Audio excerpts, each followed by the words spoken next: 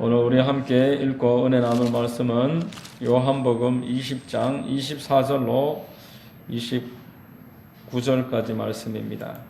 요한복음 20장 24절로 29절 말씀을 제가 봉독하겠습니다.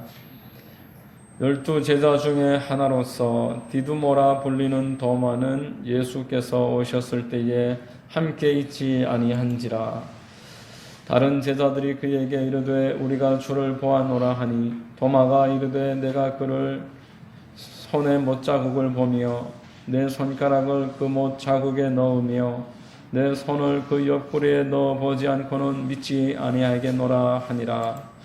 여드레를 지나서 제자들이 다시 집 안에 있을 때에 도마도 함께 있고 제자들이 문이 닫혔는데 예수께서 오사 가운데 서서 이르시되 너희에게 평강이 있을지어다 하시고 도마에게 이르되 내 손가락을 이리 내밀어 내 손을 보고 내 손을 내밀어 내 옆구리에 넣어보라. 그리하여 믿음 없는 자가 되지 말고 믿는 자가 되라. 도마가 대답하여 이르되 나의 주님이시요 나의 하나님이시니이다. 예수께서 이르시되 너는 나를 본고로 믿느냐? 보지 못하고 믿는 자들은 복되도다 하시니라. 아멘. 저는 봉독해드린 요한복음 20장 24절로 29절 말씀을 통해서 믿는 자가 되라 라는 제목의 하나님 말씀을 전하겠습니다. 성령께서 역사해 주셔서 우리에게 큰 은혜의 시간이 되시기를 바랍니다. 종교 개혁이 500여 년 전에 일어나면서 그 중심되는 구호 중에 오직 믿음이라는 구호가 있습니다.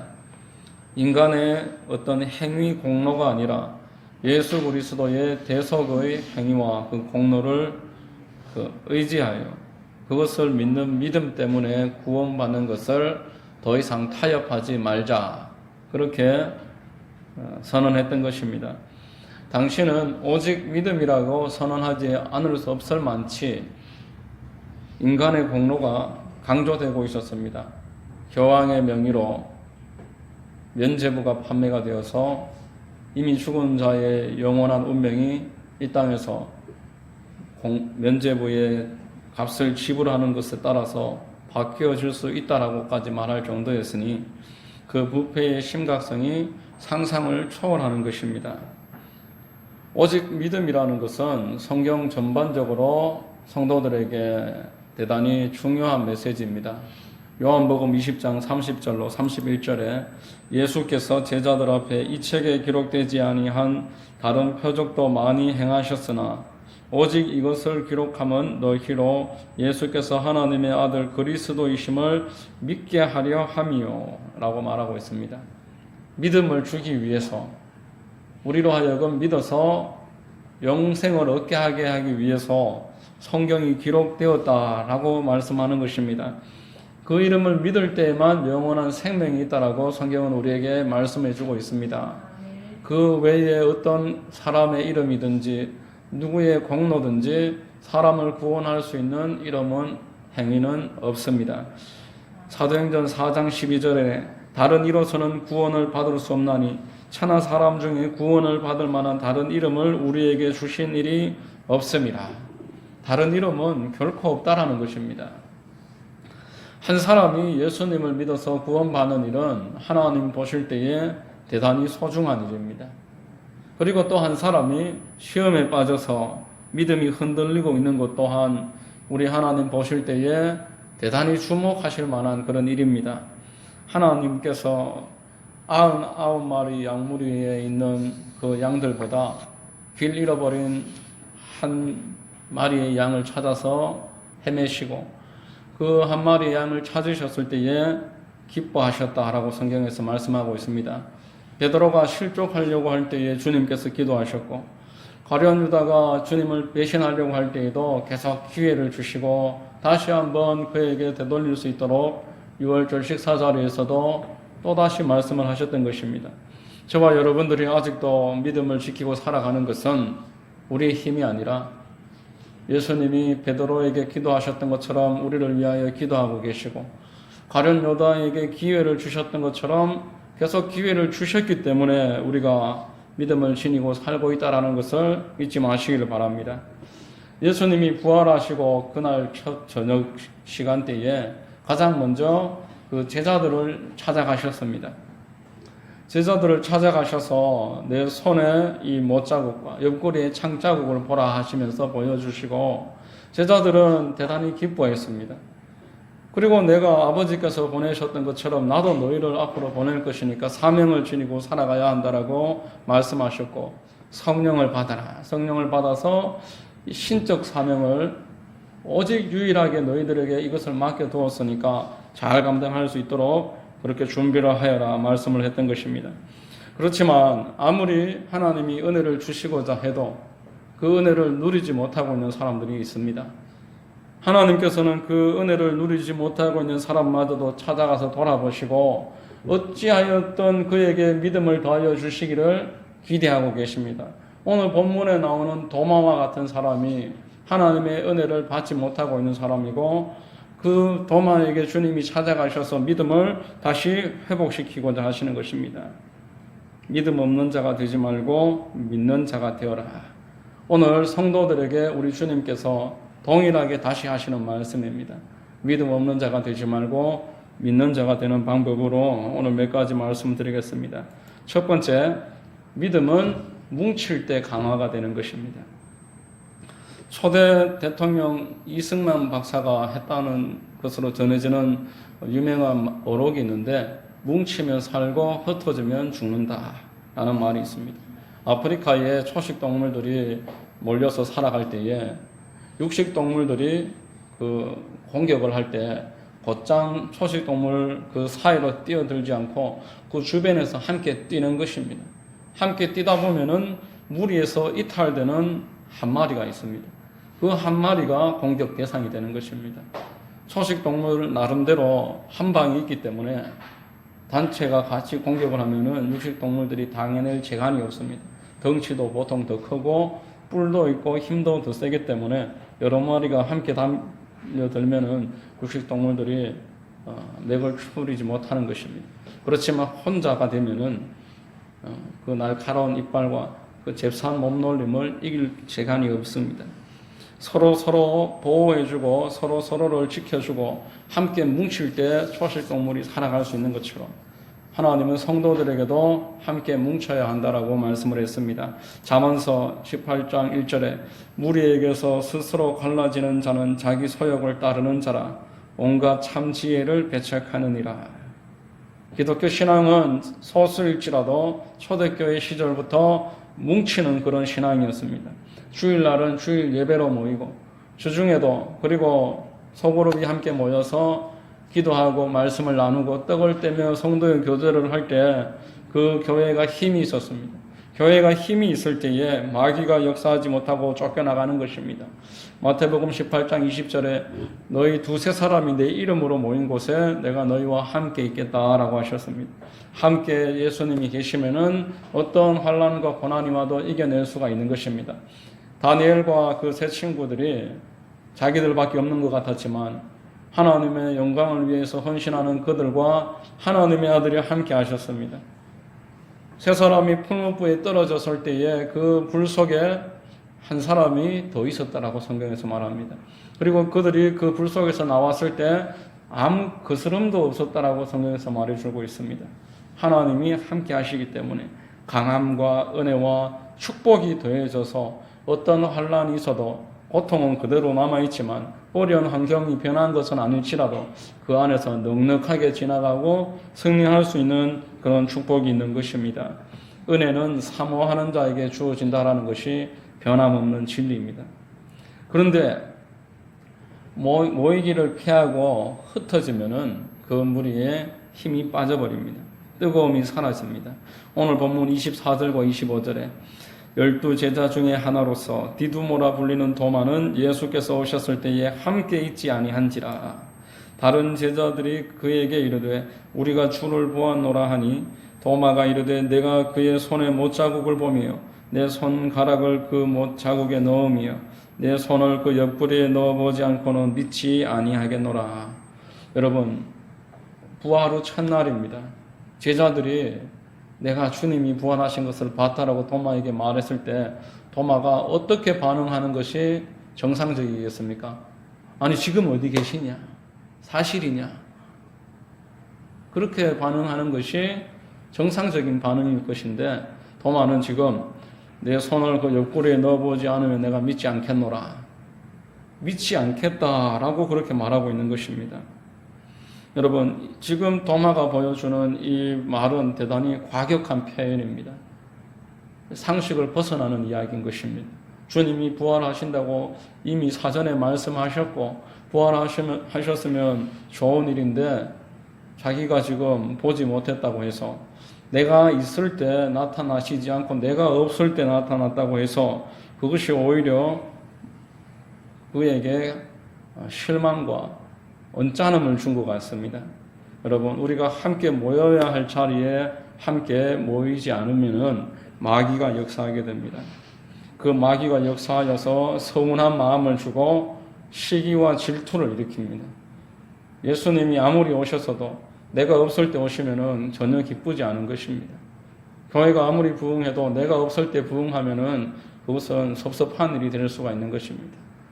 성도들이 아무리 축복을 받아도 내가 할 때 그렇게 된 것이 아니라 다른 교회에서 누가 와서 그렇게 좋은 역사가 일어나면은 그것이 오히려 분쟁의 소지가 되는 그런 역사가 대단히 많습니다. 우리 순복음 교회에도 불같이 부흥할 때 순복음 교회가 이단이라고 말을 했었고 또 감리교회 이영도 목사님이 원산 대부흥 운동을 일으켰을 때에 감리교 교단 내에서 감리교회에 다른 교회에 가지 말아라고 경고했습니다. 가는 교회마다 부흥이 일어나고 성도들이 회개하고 철회하면서 밤새도록 자기 잘못을 뉘우치고 삶이 변화되는데 그 교단의 지도자들은 장로교라든지 다른 교단으로 가서 말씀 전하지 말아라고 그렇게 이야기했었고 그래도 더 많은 역사가 일어나니까 이번에는 장로교단에서도 소속 교회들에게 이영도 목사 초청하지 못하도록 가로막았습니다. 종교의 시기심은 남녀 간의 시기심보다 더 지독한 법이다 라고 말을 합니다. 하나님이 역사를 하셔도 나를 통해서 역사를 하셔야지 내가 없을 때 일어나는 일은 기쁨이 되지 않는 것입니다. 무슨 일을 결정을 해도 내가 결정을 해야지 그 일이 옳고 그른 것은 중요하지 않고 왜 나에게 그것을 상의하지 않고 나에게 미리 물어보지 않았느냐. 나를 통해서 그 일이 일어나지 않았다는 것이 시험거리가 되는 일들이 한국교회에 오늘날도 빈번히 일어나는 것입니다.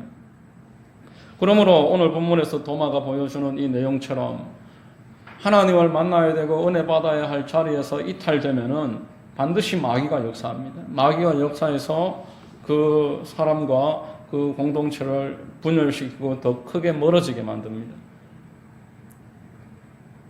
예수님이 함께 하시면은 아무리 연약한 사람이라도 예수님이 그 자리에 함께 오셔서 회복시키시고 사명 주시고 새로운 길을 여실 수가 있습니다. 아무리 소수이고 보잘것없어 보이고 한 줌도 안 되는 사람들일지라도 예수님이 찾아오시면은 그 소수를 통해서 그 시대가 바뀌고 기독교 전파를 통해서 전 세계가 바뀌어지는 것입니다. 예수님이 함께 그 이름으로 모이라고 정해놓으신 그 예배와 기도회와 또 함께 전도하고 봉사하는 그 시간이 참으로 우리에게 소중한 시간이고 나의 믿음을 시험에 빠지지 않고 나를 굳건하게 붙잡아주는 하나님의 복된 통로라는 것을 잊지 마시고 큰 은혜 가운데서 날마다 믿음이 자라나가는 은혜가 있게 되시기를 바랍니다. 두 번째로 주께서 나의 믿음 다하시고 도와주십니다. 도마가 그렇게 나쁘게 말을 했는데 옆구리에 손을 넣겠다니 그런 참으로 해서는 안 될 말을 했음에도 예수님이 도마가 있을 때 찾아오셨습니다. 여러분이라면은 여러분들이 그렇게 창에 찔렸는데 그 옆구리에 손을 넣어보겠다는 사람하고 다시 만나겠습니까? 그러한 말을 하는 도마가 있을 때에 우리 주님이 다시 찾아오셨습니다. 27절에 도마에게 이르시되 네 손가락을 이리 내밀어 내 손을 보고 내 손을 내밀어 내 옆구리에 넣어보라. 그리하여 믿음 없는 자가 되지 말고 믿는 자가 되라. 그 자리에 도마는 예수님이 안 계시다고 생각을 했었습니다. 그런데 그렇게 함부로 말을 했지만 예수님이 그 말을 다 알고 계시는 겁니다. 우리가 내 눈으로 하나님이 안 보이고 예수님이 안 보이신다고 해도 이 장소에 예수님이 계시다는 것을 꼭 기억하시기를 바랍니다. 예수님이 함께 계셔서 우리의 예배를 받으시고 우리의 찬송을 들으시고 우리는 사람의 숫자를 보고 설교하는 사람의 모습을 보지만 하나님은 여러분들의 중심을 보고 계십니다. 이 자리에서 여러분들의 마음을 살피시면서 여러분들에게 무엇이 가장 복이 되고 좋은 결과가 될지를 계산하시고 그것들을 하나하나 만들어 주시고 여러분들을 기도하게 하시고 말씀을 깨닫게 하시고 그런 방식으로 역사하시는 것입니다. 주님은 여러분들에 대해서 다 알고 계십니다. 나다나엘이 예수님을 찾아오셨을 때에 나다나엘이 나사렛에서 무슨 선한 것이 나겠느냐 빌립에게 말하면서 따라갔지만 나다나엘이 왔을 때 예수님이 나다나엘을 보면서 참 선한 사람이다. 나를 어떻게 아십니까? 네가 무화과 나무에 있을 때부터 나는 너를 보았다. 나다나엘이 그 말을 듣고 주는 하나님이시여 그리스도십니다. 믿음으로 고백을 했습니다. 요한복음 4장의 우물가의 여인은 남들이 다 물을 떠 나르는 시간을 피해서 대낮에 햇빛이 내리쬐는 그 시간에 물을 떠러 우물가를 찾았습니다. 그만큼 과거를 부끄러워했고 숨기고자 했던 그런 마음이 있었습니다. 예수님이 찾아오셔서 그와 대화를 하시면서 그의 과거에 대해서 이미 다 알고 계시는 모습을 보여주심으로 그 우물가의 여인의 마음을 변화시켜 주신 것입니다. 마찬가지로 저와 여러분들의 마음을 다 알고 계시고 여러분과 저의 모든 지난 날을 다 아십니다. 그럼에도 불구하고 찾아오셔서 손을 내밀어 주시는 것입니다. 여러분 모세를 보십시오. 나이 40세에 스스로의 힘으로 일어서려고 하다가 무너져 내렸습니다. 나이 80이 돼서 스스로도 벌벌을 없는 모습이 되었을 때 주님 다시 찾아오셔서 그를 독려하시고 믿음을 더하시고 동력자들을 붙이시고 꿈과 용기를 더해 주셔서 마지막 때에 주님 나라를 위해서 써주셨던 것입니다. 이번 주 중에 제가 인터넷 신문을 보니까 전두환 대통령의 차남 전재용 씨가 신학대학원에 다니면서 이제 전도사가 되려고 준비를 하고 있다고 합니다. 그 아내 되는 탤런트 박상아 씨가 우리 같은 사람들은 교회 다니는 것도 숨겨야지 하나님 영광 가리는데 어떻게 주의 종이 되겠냐면서 계속 지금도 맡고 있다고 합니다. 전두환 대통령은 아들이 교회를 개척하면 내가 그 교회에 가겠다 그렇게 말을 했다라는 기사를 읽어봤습니다. 이를 두고 사람들이 그 댓글로 살인자의 아들이 무슨 목사를 하느냐 뭐 이렇게 이야기하면서 온갖 욕설을 하는 것을 보면서 마음이 아팠습니다. 그들의 지난 날이 어찌 되었던 지금 어떤 과정을 지나고 있는지 우리가 알 수가 없는 것입니다. 물론 오늘날도 감옥에 들어갔다가 거기에서 예수님을 만났다고 하면서 성도가 되고 또 온갖 짓을 다 하다가 변화받아서 성도가 되고 목회자가 되고 그렇게 지나다가 다시 옛날에 그 일로 돌아가면서 구설수에 오르는 분들이 가끔씩 있습니다. 그러나 여러분 매스컴에 나오는 것들은 일부분 중에서도 일부분들입니다. 일상적으로 일반적으로 평범하게 지난 날을 참여하면서 변화 가운데서 하나님을 위해서 헌신하고 충성하는 사람들이 많습니다. 감옥에서 나와서 담박 선교회라고 해서 재소자들을 위해서 헌신하는 목회자 선교단체 제가 그분들 이야기를 들으면서 감명을 받았고 또 화류계에서 또 그곳에 몸을 담았다가 빠져나온 다음에 그쪽에 몸담았던 여인들을 위해서 헌신하는 사역자들, 성도들의 모임도 있습니다. 노숙자들과 고아들을 위해서 헌신하고 수고하는 그러한 사람들, 그러한 사역단체들 또한 있습니다. 열심히 최선을 다해서 하나님을 위해서 충성을 다하는 것입니다. 본인들이 그런 형편 가운데 있어 봤기 때문에 그들의 마음을 누구보다 잘 알아서 그들의 마음을 어루만지기에는 부족할 나위가 없이 더 쓰임받는 그런 하나님의 마음을 시원케 해드리는 사역자들인 것입니다. 여러분, 우리의 지금 이 모습을 하나님이 다 알고 계십니다. 그리고 장차 저와 여러분들을 통해서 무슨 일이 일어날지 하나님께서 정확하게 하나님만이 아십니다. 그래서 하나님은 우리가 이해 못하는 그 한 사람에게 오늘도 찾아가시는 것입니다.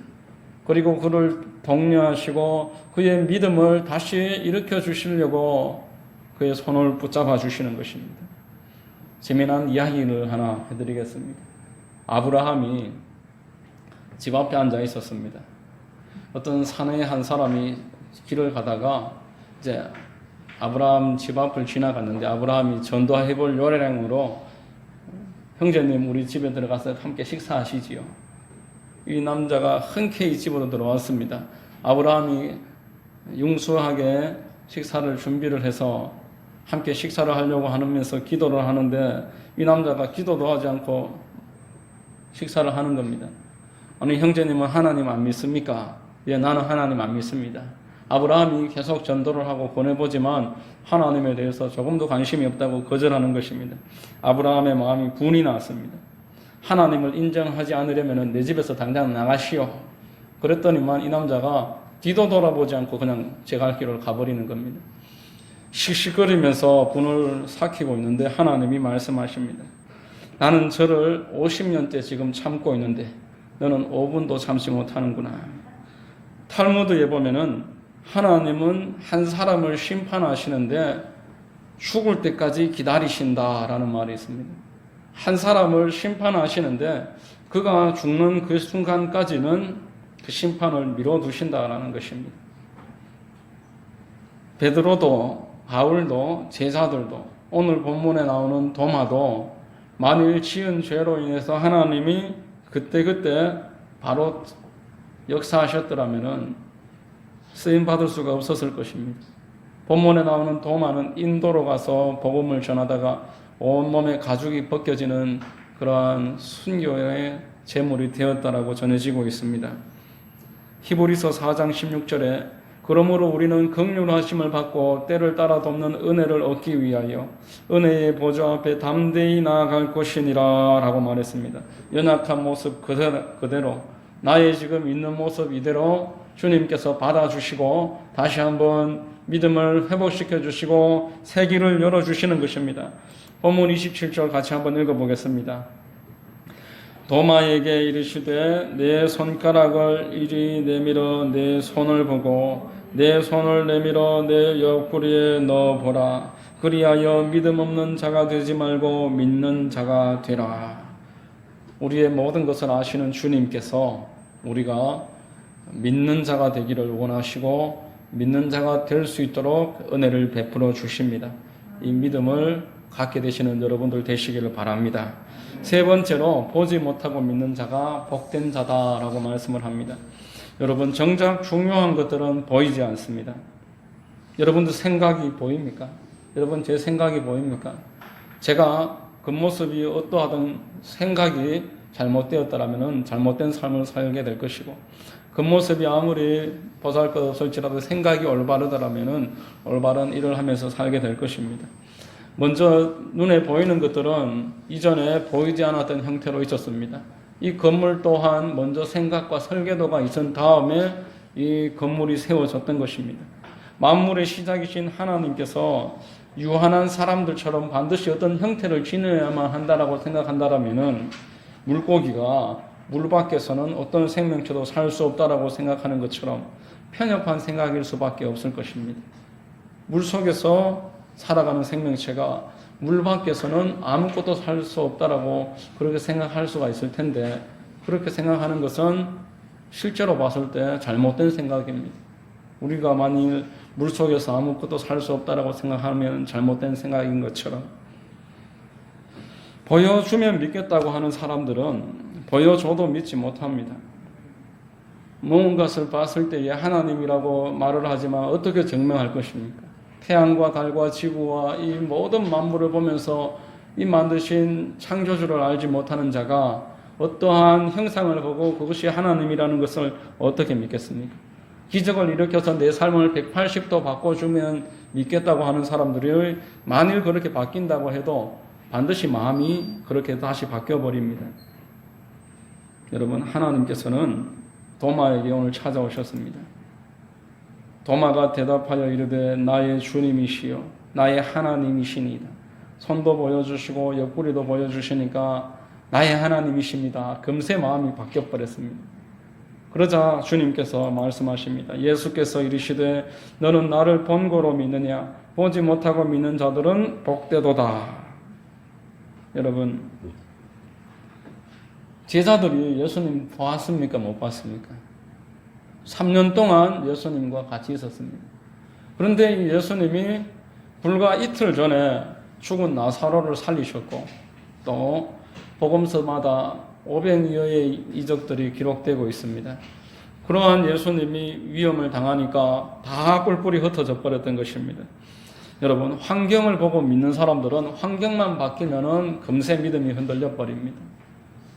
그러나 환경이 아니라 하나님의 말씀과 성령으로 말미암아 거듭나서 믿음을 얻게 된 사람들은 환경이 아무리 바뀌어도 믿음이 흔들리지 않습니다. 초대교회의 성도들은 예수님을 보지 못했습니다. 그런데 그들은 그 믿음을 끝까지 지키면서 사자의 밥이 되기도 하고 십자가에 달리기도 하고 화형에 그렇게 한 줌의 죄로 끝나버리는 순간까지 믿음을 포기하지 않았습니다. 그들에게는 예수님을 보지 못했지만 하나님의 말씀을 전해 들을 때에 성령께서 그들을 만져주셨고 그들을 변화시켜 주셨고 거듭남의 분명한 증거를 경험했기 때문에 어떠한 환경이 찾아와도 믿음을 지킬 수 있었던 것입니다. 베드로전서 1장 8절 말씀 같이 한번 보겠습니다. 같이 읽겠습니다. 예수를 너희가 보지 못하였으나 사랑하는도다. 이제도 보지 못하나 믿고 말할 수 없는 영광스러운 즐거움으로 기뻐하니 믿음의 결국 곧 영혼의 구원을 받음이라. 네로 황제가 초대교회를 박해할 때 베드로 사도가 성도들에게 그 고난을 당하고 카타콤 속에서 죽어가는 자들에게 카타콤에서 발굴된 유골이 20만 구가 넘는다고 합니다. 이 하만 사람들 다 합친 것보다 더 많은 사람들이 믿음을 지키기 위해서 시야 무덤 속을 그곳에서 생활하면서 붙잡히면은 십자가에서 죽고 사자밥이 되고 화형당하면서 그렇게 믿음을 지켰던 것입니다. 베드로가 그들에게 편지하면서 믿음의 결국 곧 영혼의 구원을 받음이라. 무엇이 이들에게 믿음을 줬겠습니까? 하나님의 말씀과 기도를 통해서 이러한 믿음이 생겨났던 것입니다. 예수님 부활하신 이후 성도들은 유일하게 사도 바울을 제외하고 예수님을 눈으로 본 자가 없습니다. 오직 하나님의 말씀을 전해 들을 때 성령께서 그들의 마음을 변화시켜 주시는 것입니다. 여러분, 이것이 예수께서는 성령께서 그 영혼을 만져주시는 것이 내가 너희와 함께 있는 것보다 더 유익한 일이다라고 했습니다. 예수님이 우리 옆에 계셔도 그저 간격이 떨어져 있는 것이고 결국 환경이 바뀌면은 예수님과 떨어질 수밖에 없지만 성령께서 우리 안에 계시면은 내가 죽어도 내 영이 성령과 함께 하나님 손에 하나님 품 안으로 들어가게 되기 때문에 그렇습니다. 여러분, 초대교회 한국 기독교 초대교회 성도들은 기도하지 않고 하루를 시작하는 것을 두려워했습니다. 하루의 식사보다도 성경 읽고 묵상하는 것을 더 귀하게 여겼습니다. 그렇게 내 영혼을 지키면서 믿음을 키워나갔던 것입니다. 그 믿음을 통해서 이 한국이 일제시대와 6.25 사변을 이겨내고 오늘날 이렇게 기독교 강국으로 복음과 교회가 전 세계로 뻗어나가는 그러한 선교 대국으로 자리 잡을 수가 있었던 것입니다. 여러분, 오늘 본문의 제목은 믿는 자가 되라 라는 말씀입니다. 예수님께서는 우리에게 찾아오셔서 우리에게 믿음을 다시 세워주기를 원하십니다. 우리가 마음의 문을 활짝 열고 우리 주님을 다시 한번 내 마음에 모시고 믿음을 세워나가고자 결심을 한다면은 얼마든지 주님께서 여러분들의 지금 믿음의 연약함과 흔들리고 있는 것들을 붙잡아 주시고 이렇게 세워주실 줄로 믿습니다. 여러분 모두에게 이러한 큰 믿음의 역사 은혜의 축복의 역사가 있게 되시기를 우리 구주 예수님의 이름으로 축원합니다. 기도하겠습니다. 좋으신 하나님 감사합니다. 오늘 말씀을 통해서 믿는 자가 되라 라고 우리에게 권면하십니다. 참으로 우리가 무리에서 이탈하고 말씀을 듣고 예배하고 기도하는 자리에서 이탈했을지라도 그래서 믿음이 흔들리고 있는 도마에게 주님 찾아오셨던 것처럼 우리에게 찾아오셔서 우리 믿음 다시 회복시키시고 믿는 자가 되기를, 그리고 눈으로 보는 것으로 믿는 것이 아니라 중심으로 영으로 계시는 주님을 마음으로 믿는 자가 되기를 오늘 또한 알려주셨습니다. 우리 더 큰 믿음 갖게 하시고 믿음으로 늘 승리할 수 있도록 역사해 주옵소서. 모든 것을 믿고 감사하오며 거룩하신 우리 구주 예수님의 이름 받들어 감사하고 기도하옵나이다. 아멘.